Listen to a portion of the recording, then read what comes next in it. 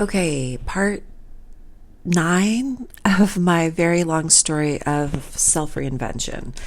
Part 9, we have just entered COVID lockdown. It's crazy. Everyone remembers it. I don't have to go through it all with you. I obviously can't work. And initially, I was honestly, aside from the tragedy and all of the other really difficult things that happened in those first few months, aside from all that, I was actually really happy to have some time off.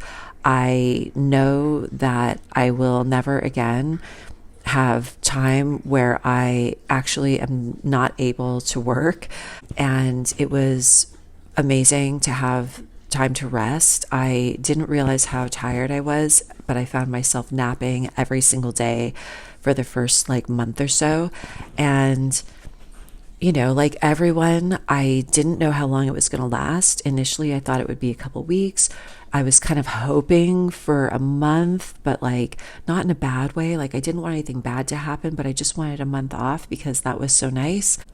As time kept going and things were not improving and there was no end in sight, I started to realize that I needed to figure something out in terms of maybe having some kind of work I could do at home. At the same time, I have started, or I've been spending a lot more time doing research on where I might want to move because I have all this time on my hands.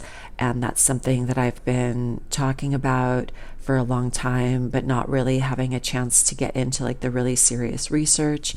And I go through like a phase of looking at a lot of different parts of Mexico. And the challenge that I decided was too much with that, or that if I could avoid it, I would like to, was that I would have to, everyone was saying, that every so often they have to leave to reapply for their visa and then come back. And I have a large dog, and I'm also just not a very experienced traveler. And I consider travel to be a luxury and expensive.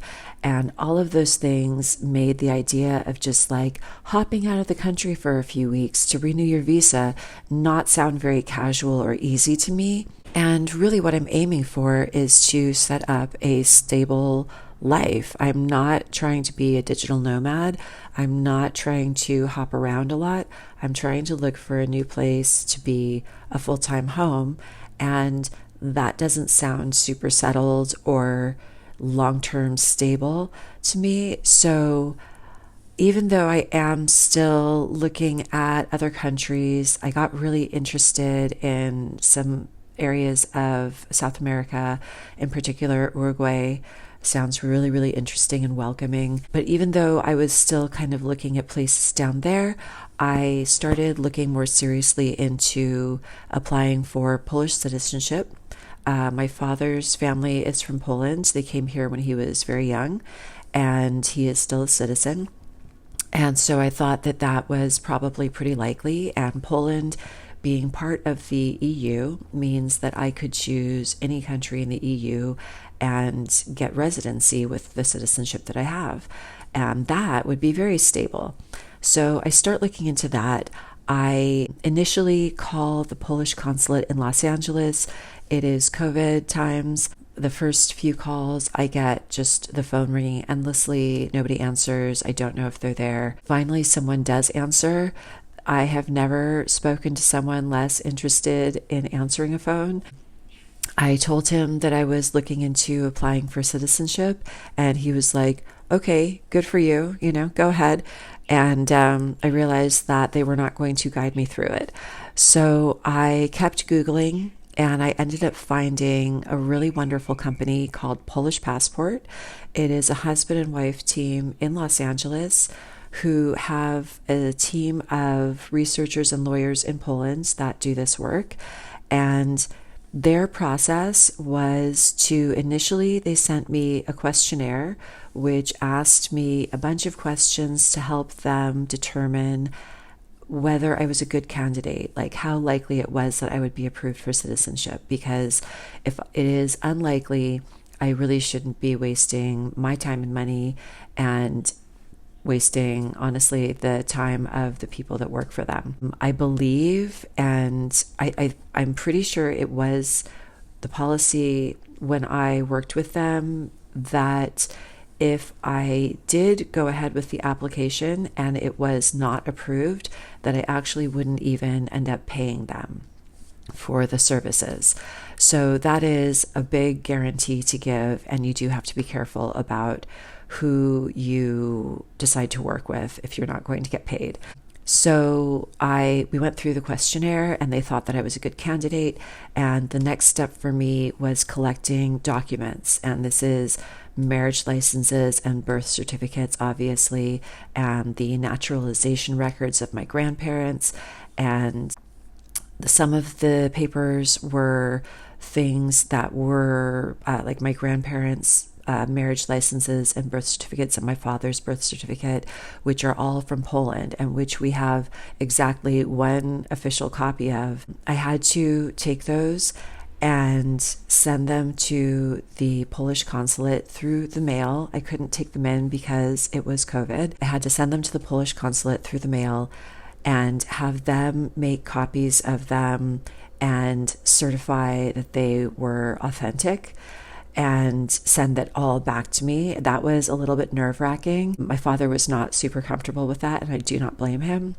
However, that was also an opportunity for me to have extra copies made so that he had duplicates as well after that. After I get all of these documents, I then have to send everything American needs to go to Sacramento to be apostilled there, and that is when they attach a certificate to it that also certifies that it is authentic, and then they send all those back to me. So once all of the documents have come back to me authenticated, I send everything to Polish Passport Company, and once they have everything, they send all of that to their people in Poland, and they get to work doing their research. And the gathering of documents alone took months, and then the time that it takes researchers to go and visit different places, and I'm sure they're working on multiple cases and all of that. And once again, we are starting this when the entire world is basically shut down for COVID. So I don't know exactly how long this would take in normal times, but for me, it took about 2.5 to 3 years for me to get the answer that my application had been approved. So at the same time, I'm researching different countries, and I land on Italy because here are all the things. Not only is the climate more suitable to my preferences, the language is also much easier to learn than Polish. Polish is a very challenging language, and unfortunately, I never learned it. I know maybe 2 or 3 words, and they're not the useful ones. I'm super excited to visit Poland and meet the family that I have there. I learned that I have about 25 family members in Poland around the same time that I started looking for citizenship, but completely accidentally differently.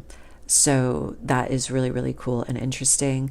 I'm really excited about seeing the cities that my family was born in and raised in.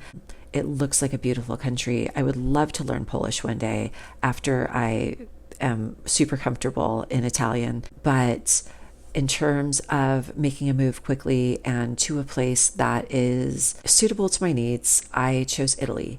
And I chose Italy out of all of the countries with a Mediterranean climate because that was kind of the unifying theme there. Partly because the south of Italy and Sicily in particular, which is the place that I was initially really, really excited about, honestly, both of those areas have seen a lot of depopulation, and the government is really actively encouraging people to move there. And that is, a great incentive for me. It makes me feel that I'm not really going to be causing any problems by moving there.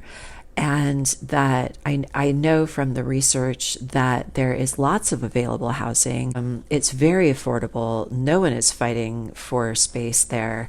And that is very, very appealing to me as well.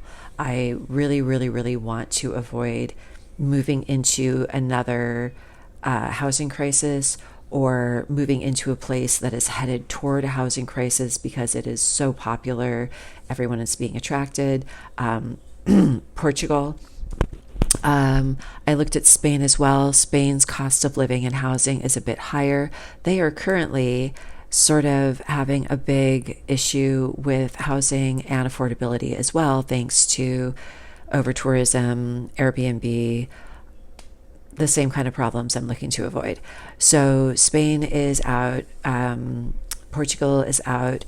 Greece, I just heard way too much about their economy for it to be super appealing to me. So Greece is out as well. Italy seems like the best choice. They have the space, they have a language that I feel pretty confident that I can learn. They have a climate that is agreeable to me. The only thing that changed about my decision to move to Italy is that at some point I noticed, because I am insane and I am researching constantly, like I literally to this day, I still will double check information. I still will go looking for new information. I recently found a very cool website that has statistics of all of the Italian cities, and it shows population growth and decline. I don't know, but I like having all of this information. And so one of the things that I look at all the time is that I constantly check the weather app for the current weather in cities that I'm interested in moving to. And when I was keeping an eye on a couple of specific cities in southern Italy and Sicily, I just noticed that they do have a very similar climate to Southern California. So they do have extreme heat waves in the summer.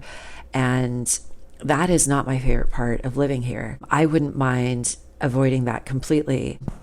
But also, they are seeing, when you see on the weather app that it shows you how many degrees plus or minus that is different from the historic average, they are seeing much bigger changes due to climate change than we are seeing in the US right now.